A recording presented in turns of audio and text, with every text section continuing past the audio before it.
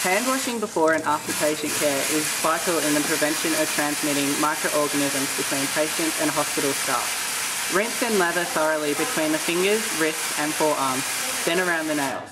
Ensuring that the nails are short and clean is important. When rinsing, allow water to run from least contaminated areas to most contaminated areas, such as fingers, and then following up to elbows. Then dry with a paper towel.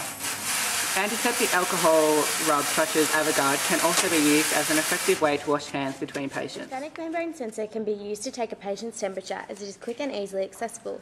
The thermometer also provides a core temperature reading, which is more accurate than a surface temperature reading. Cover the prop tip with the prop cover and place gently in the ear of the patient. Do not force. Activate device by pressing appropriate button. Read the temperature in 2 to 3 seconds. The temperature should be between the normal ranges of 36 to 38 degrees.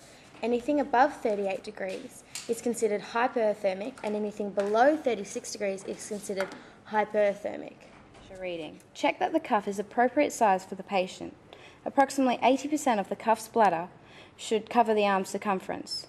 Fit the cuff at 2/3 of the arm length, ensuring that it is snug. A loose cuff could result in a false reading.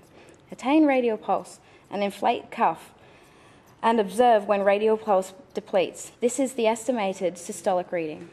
Place the diaphragm side of the stethoscope over the brachial artery. Tighten the pump valve and inflate the cuff. Inflate the cuff approximately 20 to 30 of mercury over the palpated radial systolic pressure. Slowly undo the valve so that the pressure falls approximately 2 to 3 millimeters of mercury per second. The moment you hear the pulse is the first reading, which is the systolic pressure. When the pulse drops from hearing, that is the second reading, which is the dystolic pressure. Recording the pressure as the systolic reading over the systolic reading. Get the patient to sit or lay in a comfortable position. The most common place to take the pulse is the radial.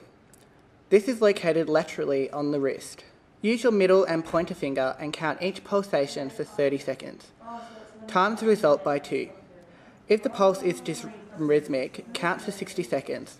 You should take a patient's respiration rate while taking their pulse, as they are not concentrating on their breathing, and so a more accurate reading will be found. Count for 30 seconds and times the result by 2. If irregular, count for 60 seconds. Normal pulse rate for an adult is 60 to 100 beats per minute. A patient that has a rate above 100 beats per minute is tachycardic, while a patient that has below 60 beats per minute is bradycardic. Normal respiration rate for an adult is 12 to 20 breaths per minute. Above 20 breaths per minute is hypervention, while below 12 breaths per minute is hyperventilation.